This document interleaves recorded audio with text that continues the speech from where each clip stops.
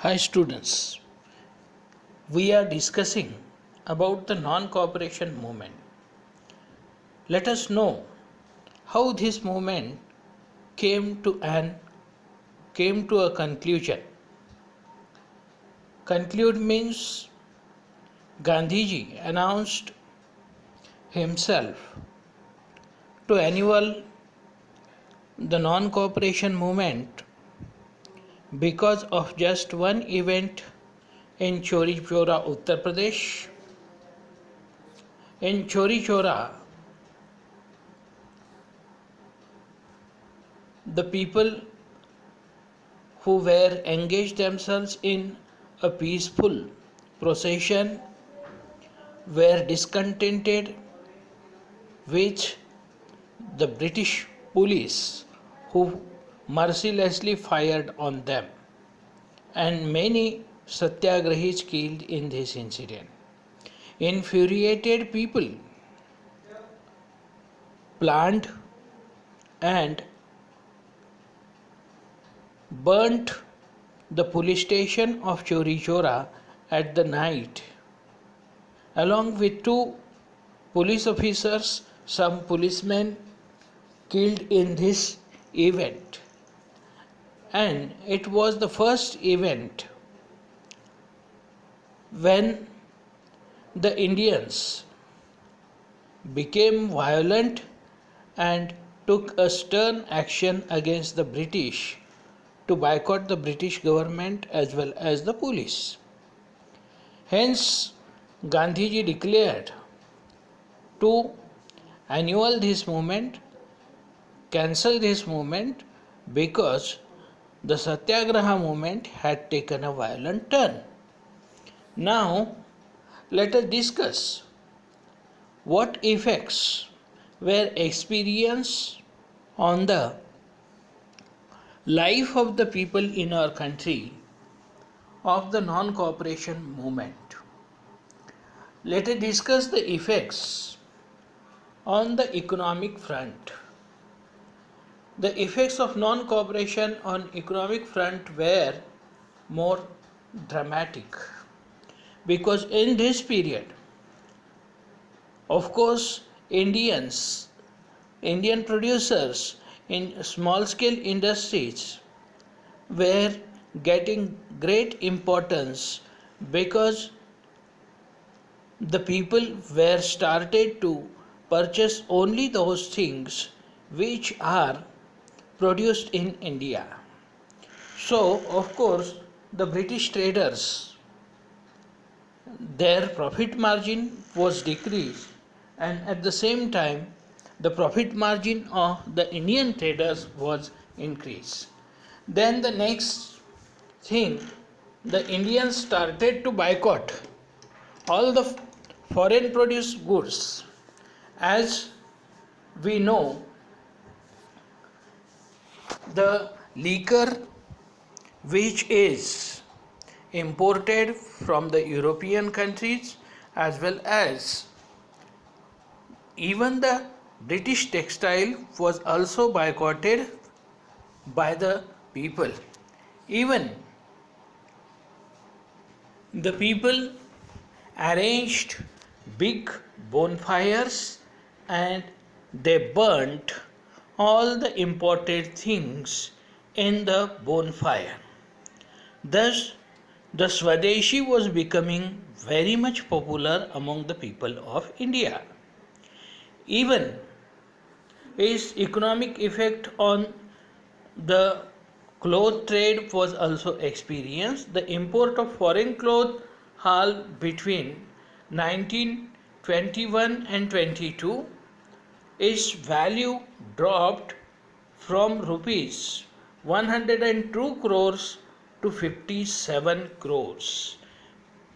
As we can understand, near about 45% or 45 crores loss was experienced by the foreign traders while trading with Indians.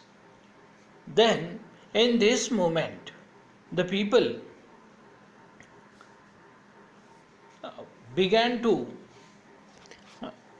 demand only the cloth produced in India and Indian textile mills and handlooms went up or their growth has taken place.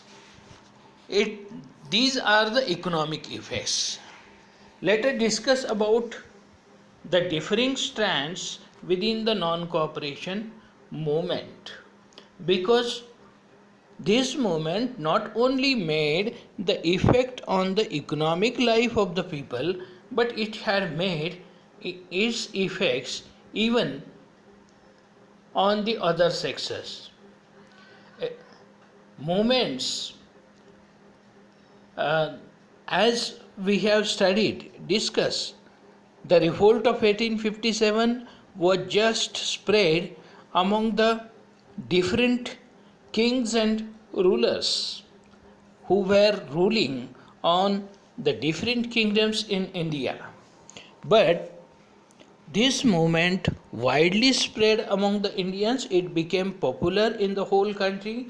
Even the educated middle class led the movement in the cities and towns.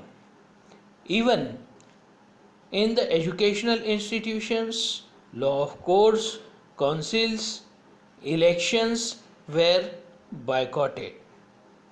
Even the foreign clothes and other goods were burnt in bonfires. People began to use khadi clothes.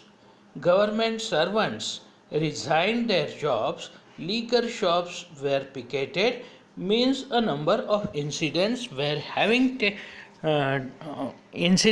taking place even in the rural as well as in the urban areas of the country.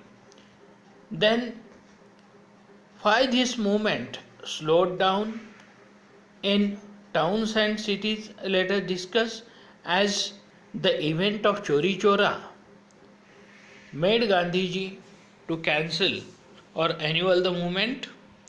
Let us discuss how it is slowed down. Khadi clothes were very costly. The poor were not able to buy them. Of course, these handmade clothes took lot of efforts by the artisans. Even the raw material used for making of khadi was also very costlier. Because of this reason, for common people it became quite difficult to buy the costly clothes in the market. Indians boycotted the British institutions like law courts and educational institutions. Even the spirit of non cooperation was spread among the students who boycotted the institutions. But it was quite difficult for the Indian students because the education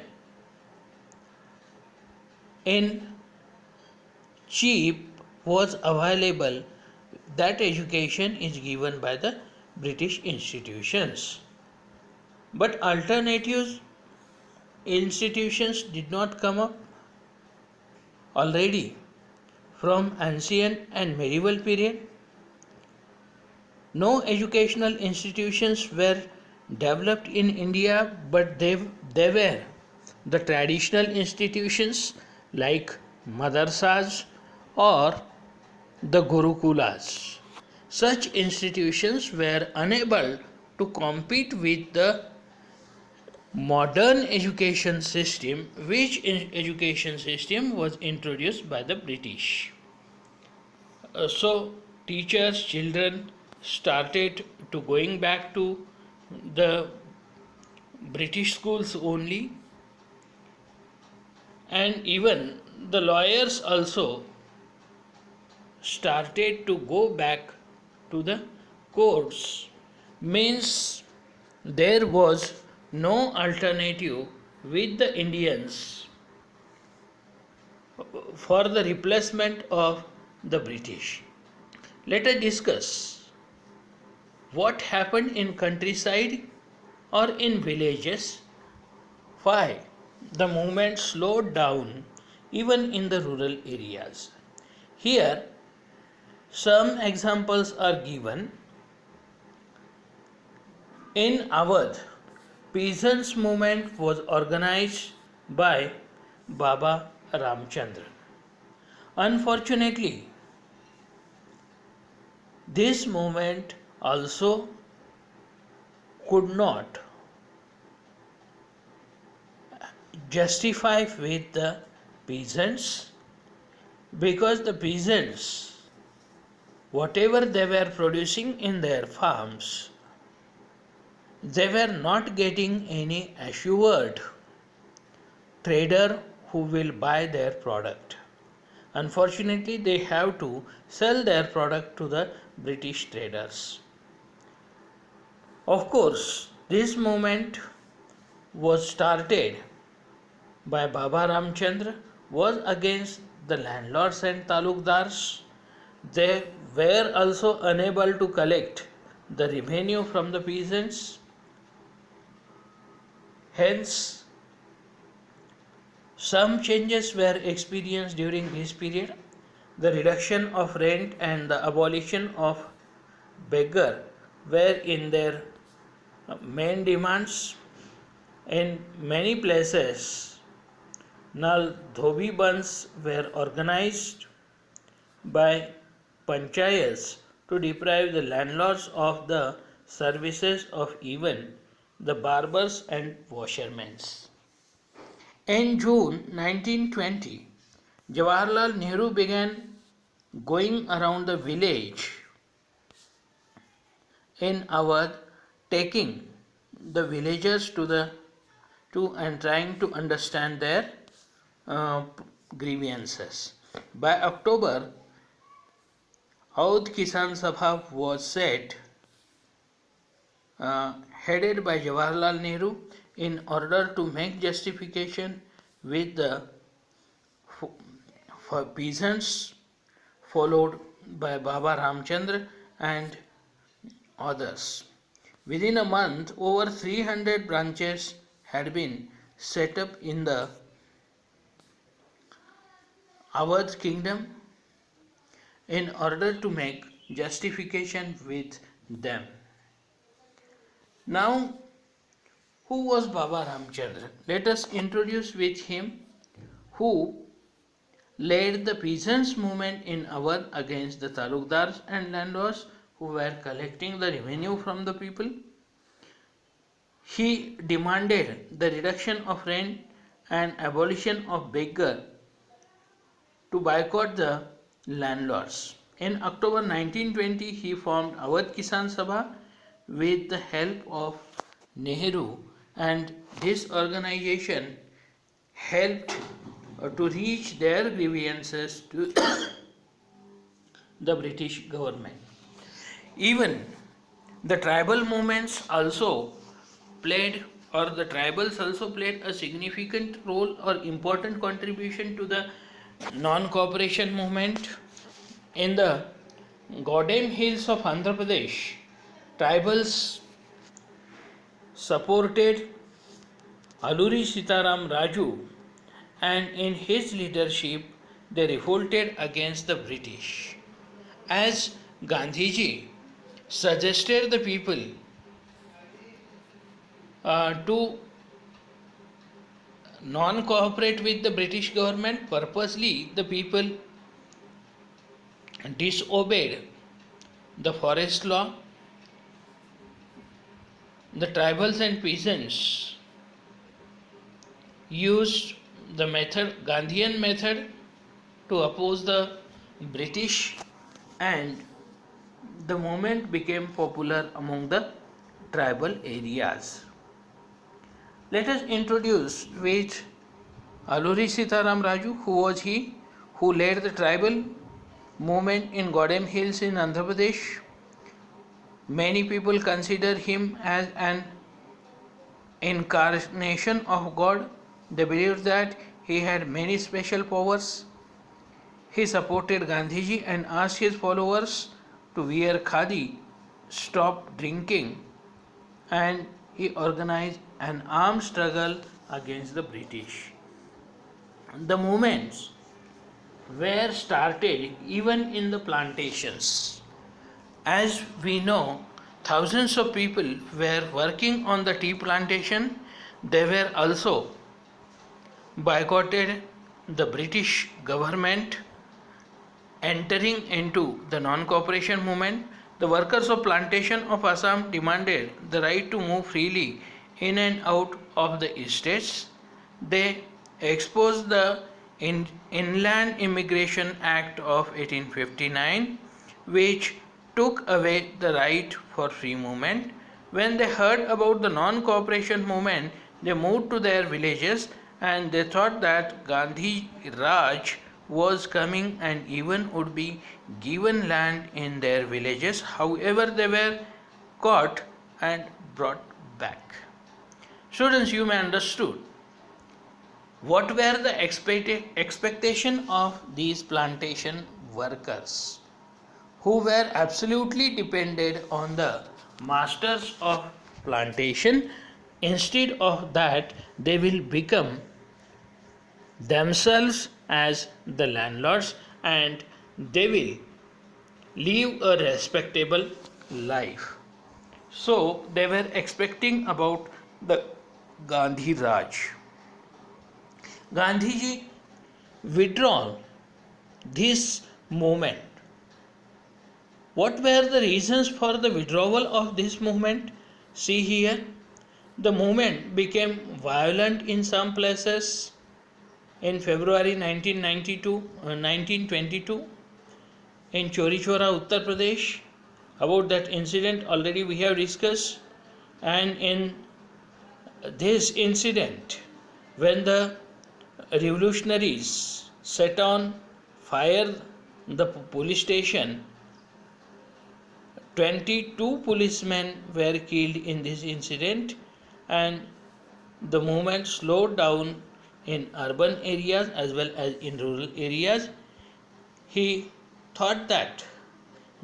thought that it was very essential to guide the people or to educate the people, or he thought that the real meaning or the people would not understand the real meaning of Satyagraha unless they understand what is Satyagraha, how they would follow the principles of Satyagraha.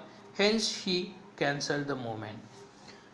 But this movement played a very significant role in Indian freedom struggle. As we know, such a mass movement was not taken place in India before this movement. So, non-cooperation movement was spread on a very large scale. Maximum people and social groups participated in it. The non-cooperation movement and Khilafat movement both promoted the unity of Hindus and Muslims. Even the peasants and tribals were successfully participated in this movement, but only a single incident of violence made this movement annulled or cancelled. It was a non-violent movement, so it popularized the Gandhi's idea of non-violent satyagraha. Give examples to prove that the term Swaraj means different things to different people. Now, let us discuss about the Swaraj movement, or what is meant by Swaraj. Swaraj means our own rule, self rule, and according to this term, the dominion status for the Congress people, it was the type of government granted by the British in other governing colonies in Australia and Canada.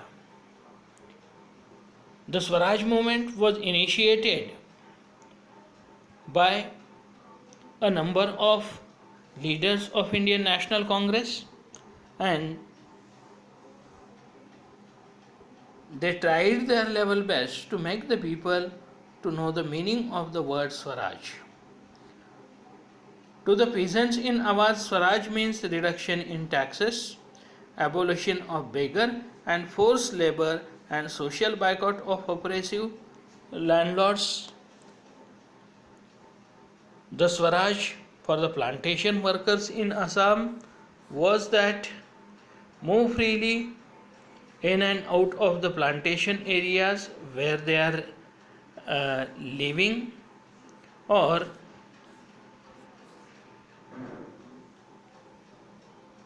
for the tribal people, the peasants of Godem Hills of Andhra Pradesh.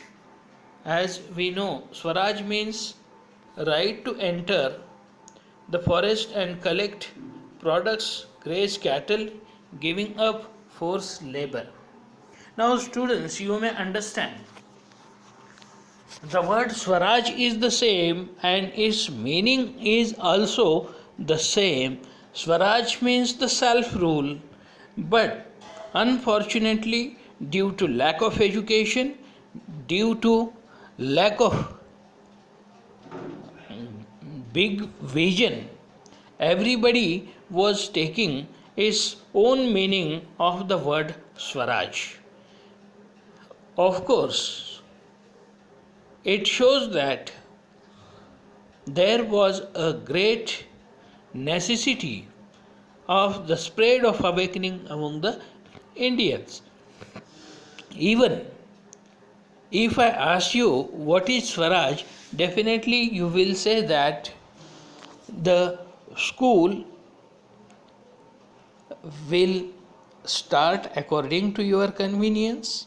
The school may take exam according to your convenience, and you may enjoy maximum even in the school, giving you different freedoms. Hence, students, it was very essential that everybody would understand the proper meaning of the word Swaraj. Hence, let us discuss about the try made by the Congress leaders to form this Swaraj party. This Swaraj party was of the Congress party. Khilafat Swaraj party was set up by Motilal Nehru and C.R. Das in 1923.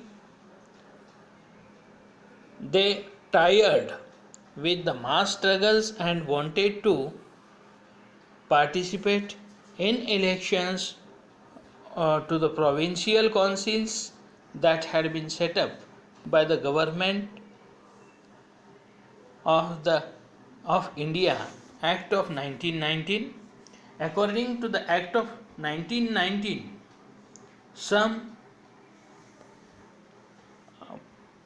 provisions where the British government made, because it was decided by the British government after each 10 years they will give some reforms to the Indians, and according to the Act of 1919, the British government proposed that some more representative will be there in the British Parliament who will express the grievances of the people in the Parliament, and the Parliament would take some important decisions in the progress of the Indians. They felt that it was important to oppose the British government by contesting elections, and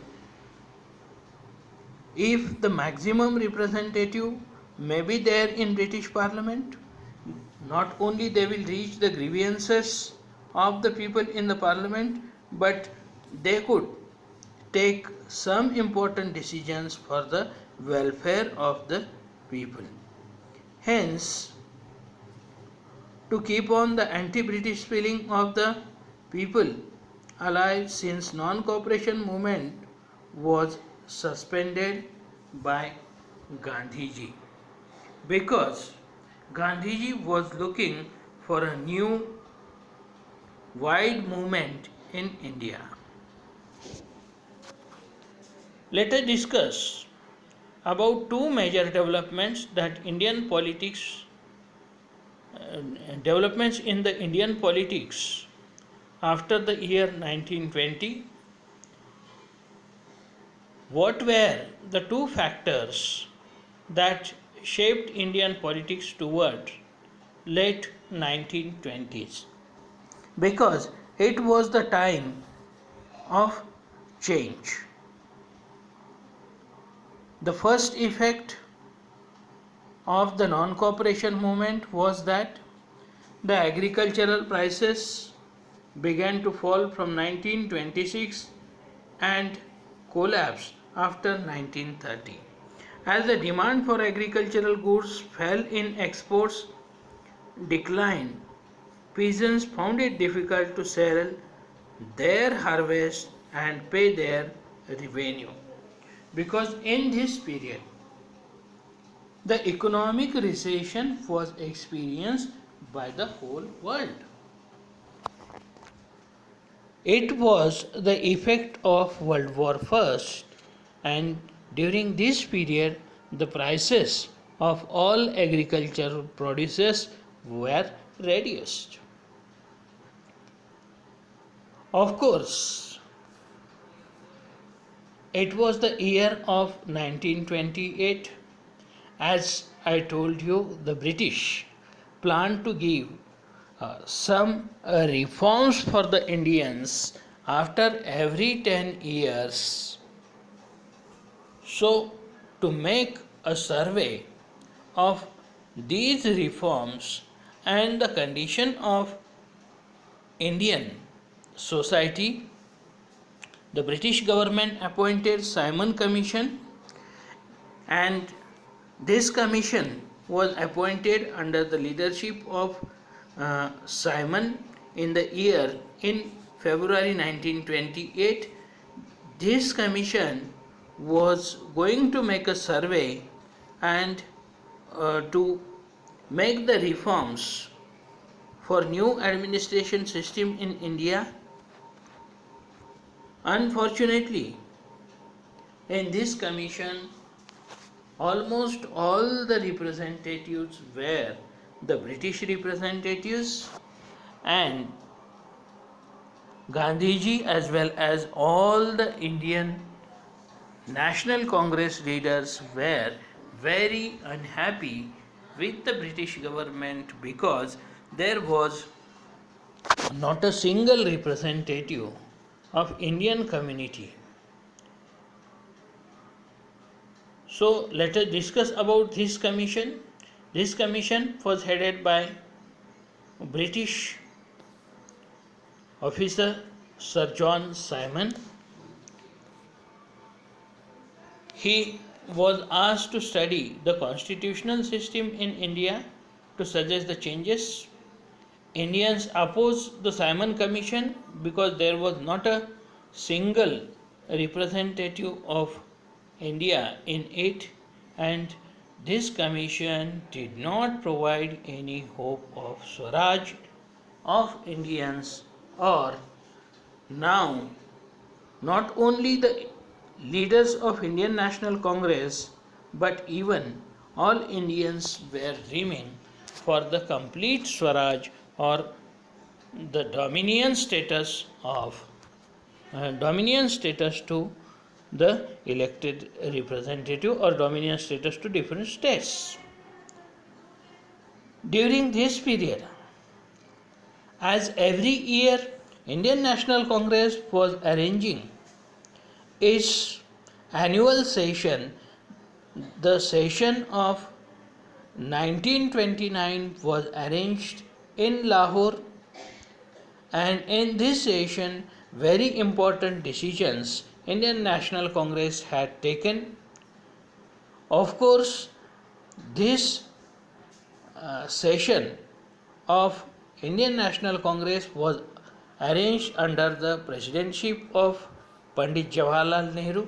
In those days, he was the young leader and he declared that Indian National Congress will not take rest until they get the Purna Swaraj from the British government.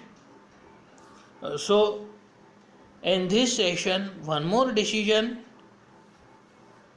is taken by Nehru, Pandit Jawaharlal Nehru, as well as the followers of Indian National Congress, that they will celebrate 26 January of 1930 will be celebrated in India as the Independence Day, and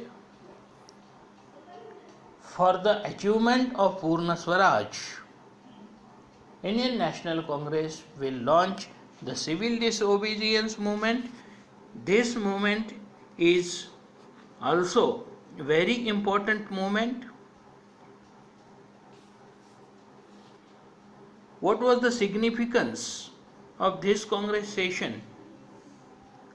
We shall discuss now, because today we celebrate the day 26 January as our Republic Day in the memory of this decision which was taken in Lahore session. From the year 1930 onwards, in our country, the people celebrate their Independence Day on 26 January, and actually we get the freedom or absolute independence on 15th of August 1947. Till the year we have celebrated the day 26 January as our Independence Day. What is the significance of this Lahore session? Pandit Jawaharlal Nehru presided this session and given the following program, or the main decisions are taken in this program. That decisions were the attainment of complete independence or Purna Swaraj. It was declared in this session that the chief goal of Indian National Congress was the attainment of complete independence, and the second, the Indian National Congress is going to launch the civil disobedience movement under the leadership of Gandhiji himself. In the January of 1930, the country will celebrate the day 26 January